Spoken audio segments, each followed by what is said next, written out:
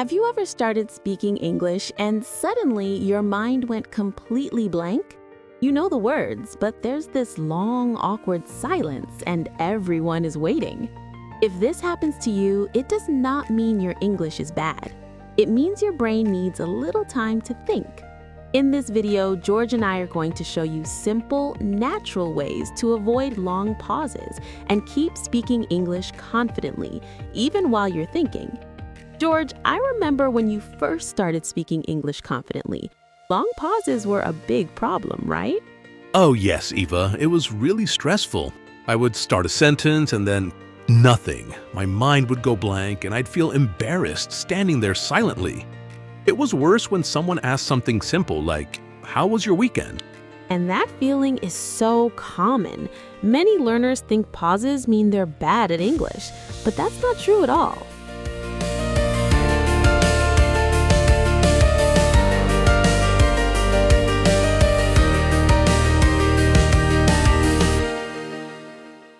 Here's something very important. Pauses happen to everyone, even native speakers. The difference is not English level. The difference is knowing what to do while you think. Exactly. Before I would just stop talking. Now I use small phrases to keep the conversation moving while my brain catches up. Let's show everyone what that looks like. George, tell me about your morning today. Well, this morning I woke up around, around 7:30. And then I had breakfast, which was, just some toast and coffee. Beautiful. Did you hear that, everyone? George used "let me think" and to give himself time to find the right words. He didn't just go silent, he kept talking while thinking. Yes, and it feels so much better than those scary, empty pauses. Eva, can you share some of these helpful phrases that beginners can use? Of course, here are my favorites. Well, actually, and you know what? These are perfect for starting your thoughts. They give you a moment to organize your ideas. And don't forget, "let me see," and "that's a good question." I love using these when someone asks me something and I need a few seconds to think about my answer. Exactly right, George. Now here's another super important tip. When you're learning, it's okay to repeat the question back to give yourself thinking time. Oh, this is such a good one. So if someone asks, "What's your favorite food?" I can say, "My favorite food? Well, I really love," and that gives me extra seconds to think. Perfect example. You're not being awkward, you're being thoughtful. Native speakers do this all the time, especially with complex questions. Ava, what about when we completely forget a word? Sometimes I know what I want to say, but the exact word just disappears from my mind. Great question. This happens to me even in my native language sometimes. The trick is to describe what you mean instead of stopping completely. Right, so instead of saying nothing, I can say, that thing you used to, or it's like a, and then describe it. Usually the other person will help me find the word. Exactly. And here's something beautiful about this. When you describe things, you're actually practicing more English. You're using more words and getting better at explaining ideas. That's so true.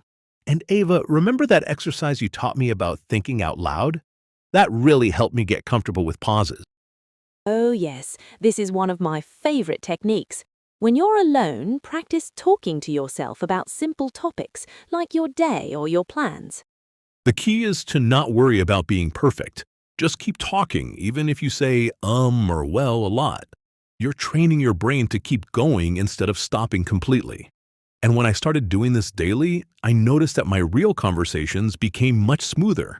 My brain got used to finding ways to keep talking even when I wasn't sure what to say next.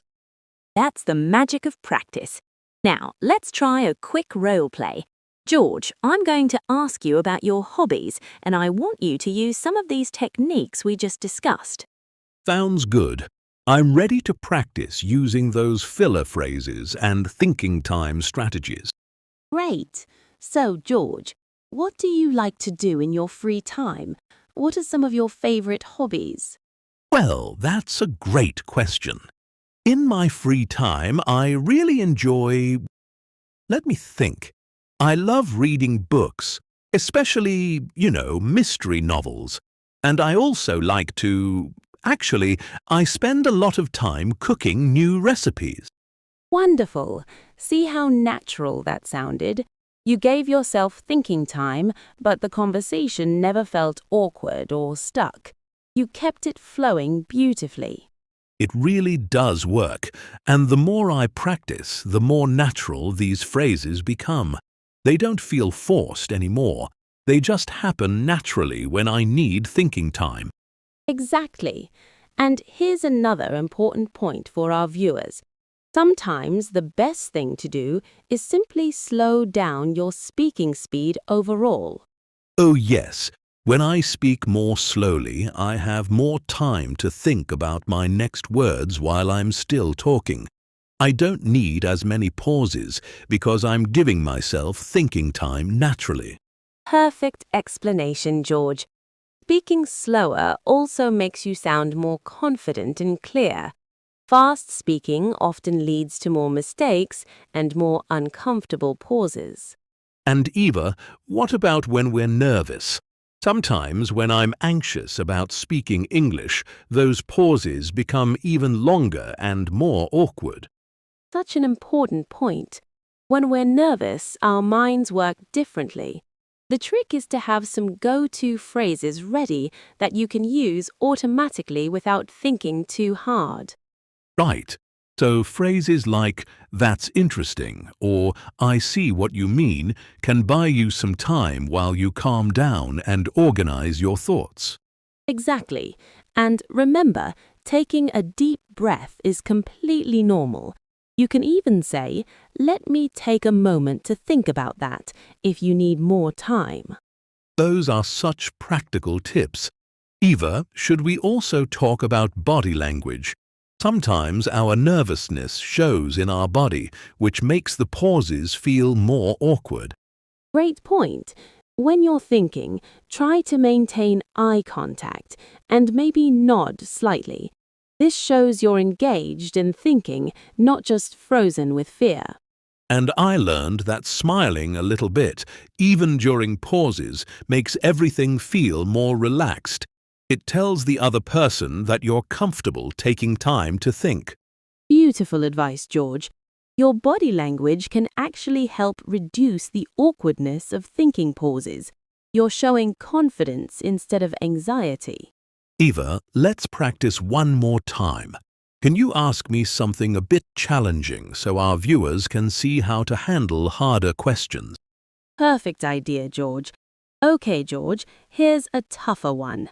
What do you think is the most important quality for someone to be successful in life? Wow, that's really a deep question. Let me think about this for a moment. I believe, I think determination is probably, the most important quality. Because when you don't give up, you can overcome almost any challenge. Fantastic. You handled that beautifully.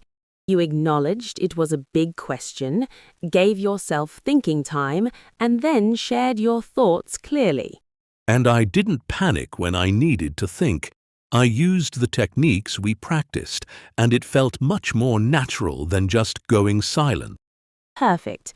Now everyone can see how these strategies work in real conversations. You sound thoughtful and confident, not nervous or stuck. Before we finish, Eva, do you have any final advice for our viewers who are still struggling with long pauses in their English speaking? Absolutely. First, remember that pauses are completely normal, even for native speakers.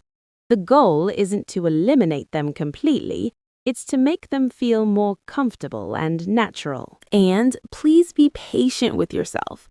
Learning to speak fluently takes time, and every small improvement is worth celebrating. You're doing amazing just by practicing. The most important thing is to keep speaking, even if it's not perfect. Every conversation is practice, and every practice session makes you stronger and more confident. So true, George. And remember, the person you're talking to wants to understand you. They're not judging every pause or mistake, they're listening to your ideas and trying to connect with you. Exactly. Most people are very understanding when you're learning their language. They appreciate your effort and want to help you succeed. So keep practicing these techniques we shared today. Use filler phrases, speak slowly, describe things when you forget words, and most importantly, be kind to yourself during the learning process. And remember, every English speaker, even native speakers, had to learn how to manage pauses and thinking time. You're not alone in this challenge, and you're definitely going to improve. Thank you so much for joining us today. Practice these strategies, be patient with yourself, and remember that fluency is a journey, not a destination. Keep speaking, keep practicing, and we'll see you tomorrow for another English chat. You've got this, and we believe in you completely.